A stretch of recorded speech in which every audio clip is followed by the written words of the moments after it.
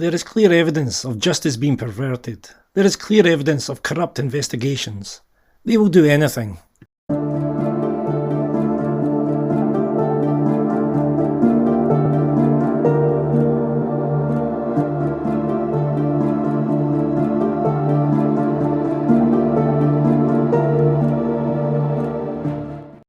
On the 17th of January 2017, in response to a request for an update, we were informed that a lawyer had been appointed to investigate Fife Police and the investigation was ongoing. We had a request to share all information we had to aid this investigation. In response, we sent our analysis. We had put together a comprehensive package about Fife Police and had extended this out to include the independent review and the elements of the Strathclyde investigation. This was a 70-page report split into 15 sections. It included titles of the 34 documents used along with the statements, with name and date taken included. We said that if they needed the source documents, we would happily send them copies. At around the same time, we sent other information in support of these documents. From the timeline released to us, we managed to interview an individual who is timestamped as being at the scene at 8:28 p.m. This individual talks of 3 males being present. There should have only been 2 if Fife Police were to be believed.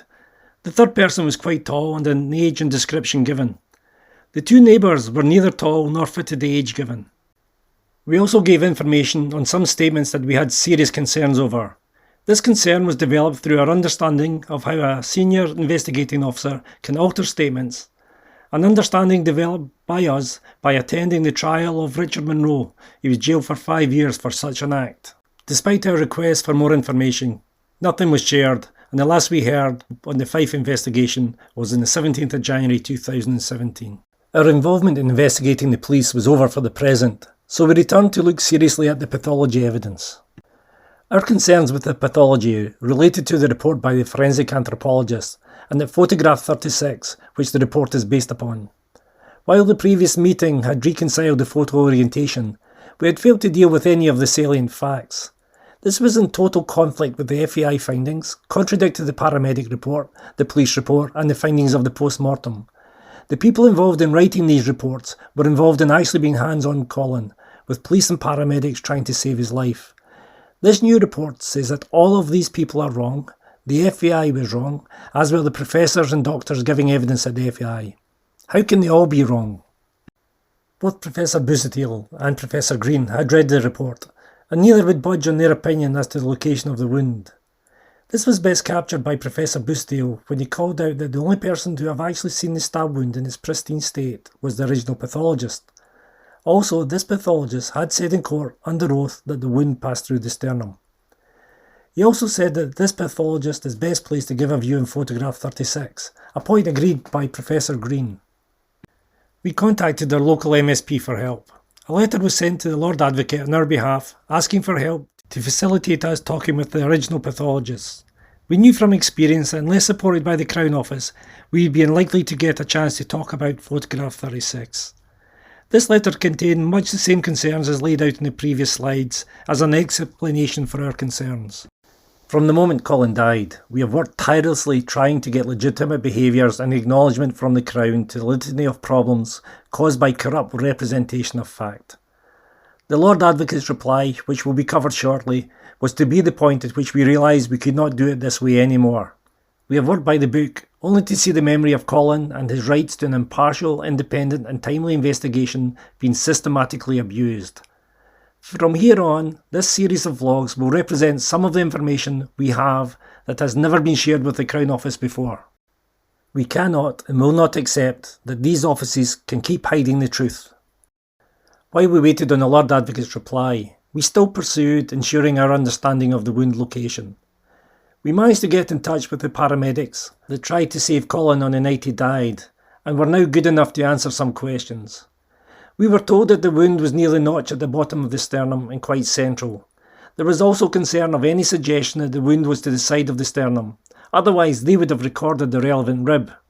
In discussions about the wound location, it was very disconcerting to find that one of these paramedics had not been interviewed as part of the meticulous Strathclyde investigation. Like the police officer before, we see that someone who arrives at a time that can be definitively time-stamped and thus provide possible insight into who was present before family members should be there was omitted from the investigation. It's almost as if they don't want to consider any third-person scenario. On the 29th of March 2017, the Lord Advocate sent his reply to our request, and he said he would not facilitate a meeting with the original pathologist.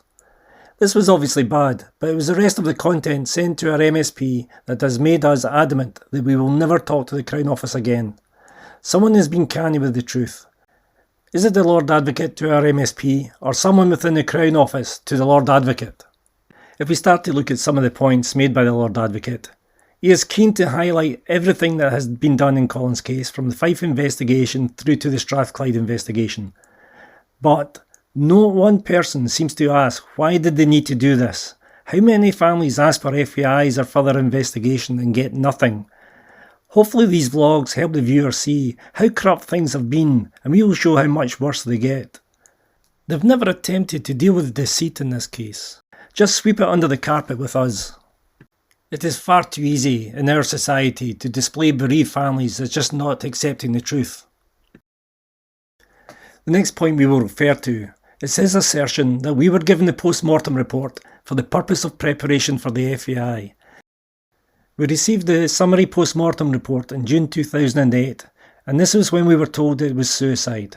And we received the full report later in 2008, almost 2 years before we were even asked if we would agree to an FAI. And anyway, the information we're using was only being shared with the Lord Advocate anyway. So why make this comment, other than trying to undermine our position with our MSP? The letter also seems at pains to inform that we have had a judicial review and a feeling of some veiled pressure on us to not use the information at hand. It fails to mention that they plan on using a report that completely and utterly undermines the FAI public format and the sheriff's findings. This new report is neither open to public scrutiny nor tested by the professionals that it has to suggest do not know what they are saying. It seems it was only meant for us to see, and like the police situation reports before them, used to falsely influence us and others. There are problems with this report, and it seems they want these to stay hidden from scrutiny. The Lord Advocate points out that apparently we were satisfied after a meeting at the Crown Office in October 2015. This is playing loose with facts. We did leave agreeing where the wound was in photograph 36, but there was much more we were actually concerned about. It is strange that those in the Crown Office and the Lord Advocate are not intrigued that a single report can be so different from 7 individual experts and professionals alike. Why is there no desire to resolve this evidential conflict? Surely that's their role. Regardless of how they thought we were in 2015, surely our letter in 2016, where we lay out all of the above and more, supersedes this, and it is these points that should be relayed to our MSP. Again, it is misinformation getting past the politicians. We were advised that we should go back to the Crown if we had concerns or questions. Didn't he get that we went through our MSP to him for a reason? Didn't he see the questions implicitly in the letter? We could not go back to those that had hidden everything before, and we assume is behind this letter of misinformation from the Lord Advocate. For us, this is a rerun of the inaction of the Lord Advocate in 2008, when we wrote via our MP over our concerns of a fiscal. We were just blindly ignored then, only to be proven right, but by then it was too late, damage was done. So to reiterate, never again. After the disappointing response from the Lord Advocate, we did attempt to talk to the initial pathologist ourselves. As we had expected, the response to our solicitor's letter gave us no support. In the meantime though, we realised that if there was to be a complete denial by the Crown Office of the degree of the obvious conflict that the Forensic Anthropologist report had created, we ourselves had to do a deeper analysis to answer those conflicts. I was going to do 2 things that I had not done before: meet directly with Professor Green and actually look at and understand the pathology photographs. This latter point is one thing that previously I could not do nor wished to do. In April 2017, I met with Tony Whittle and Mike Green at Mike's home to review the pathology pack he had had since being instructed in 2009. From that meeting in April, where we spent hours on the photographs, we all ended up convinced that there was a very serious issue with photograph 36, and were now with good factual reasoning questioning how it got there. It just didn't fit with the other photographs in the post-mortem set. In summary, we believed with a high degree of certainty that photograph 36, which the Forensic Anthropologist report was built around, was not of Colin. We realised that this was an incredibly serious claim to make, and we needed to be sure. Knowing just how big a deal this was, we decided it was essential to get the view of an expert pathologist who had played no part in the FAI and therefore could not be accused of having a position to defend. By August 2017, we had an agreement with one of the UK's leading pathologists. Dr. Nat Carey had agreed to review Colin's case, and a package of information was sent to him. This package included the post-mortem report, the Forensic Anthropologist report, album of photographs from the scene and an album of photographs from the post-mortem. On the 24th of January 2018, Dr. Carey had completed his assessment and his findings were sent to our solicitor. The findings were much more insightful and dramatic than we even imagined. In reviewing Dr. Carey's findings, we will start with some comments on the wound to the forehead before looking at the location of the knife wound. With regards to abrasion to the side of Colin's head, he raises concerns over the lack of consideration in the significance leading up to death, and raises a real possibility that the abrasion was caused by the threaded bar of the dumbbell. The report goes on to say that it is wrong to dismiss the head wound as trivial. It explains that if the wound was created immediately before the stabbing, very little bruising would be explicable. Insight is given into what needs to be assessed, and suggests more work is to be done. With regards to the wound location, Dr. Carey clearly stated that photographs 32 and 33 show that the wound is across the midline of the lower end of the body of the sternum. He also states that photograph 34 also shows the stab wound in the midline of the lower sternum. This not only agrees with everything we had learned at the FAI, but went further to actually agree with the original pathologist and what photographs were significant in determining the wound location. Taking the inputs from Dr. Carey, we had a relook at photographs 32 to 34, and it became clear that if used in conjunction with each other, it was straightforward to map out the direct alignment of the squared blunt edge of the knife to the V-notch at the bottom of the rib cage. So we ourselves could actually determine the wound location at the centre of the sternum. What we have now is two very different positions being taken up. We have the inputs of 5 pathologists, 2 paramedics and even the police report that state the wound is through the body of the sternum, and one report that the Crown Office seemed to favour that states the wound misses the sternum. Is it possible these wounds could coexist? The simple answer is no. If we consider the width of a wound at 21mm and the width of the knife between 7 and 8cm up the blade being about 24mm, it informs us that the knife virtually had to enter straight into the sternum. It is not unrealistic for a wound to contract by a couple of millimetres. This is length A on the schematic. If we enter at an angle consistent with both wound locations, it would have to be about an angle of about 33 degrees and would therefore need a wound about 43mm. In this schematic, which shows an entry angle of 45 degrees, we see that the entry wound would be increased by about 30%. This is line B. Line C is to highlight the difference between the two. So we see that the location of the wound in photograph 36 is completely incompatible with photographs 32 to 34, among others. Dr. Carey states that he is confident that the wounds in photograph 36 have nothing to do with the main penetrating stab wound. He also highlights the lack of bleeding of the incised muscle around the edges of either wound. So what does this mean? In this report, it states that he is confident that the wounds in photograph 36 are wounds caused during dissection. For us, that means that these wounds were made by a pathologist. Could photograph 36 be of Colin? The answer has to be an emphatic no. We have no reason to doubt the forensic anthropologist on the exact location of this wound in photograph 36. If there is a wound through the upper surface of the sternum, there has to be a corresponding wound through the lower side of the sternum. Photograph 36 does not have this, and only has pathology-made wounds, and therefore it is not Colin. So what does all this mean? It means the level of corruption in Colin's case has reached a level beyond which even we thought they could stoop. They have created a wound in another individual's body for the sole purpose of perverting the course of justice. When this was created, photographs were obviously taken and at some point added to the pathology pack. There is no mistake, you cannot inadvertently add a photograph to a digital pack at the exact point it may fit.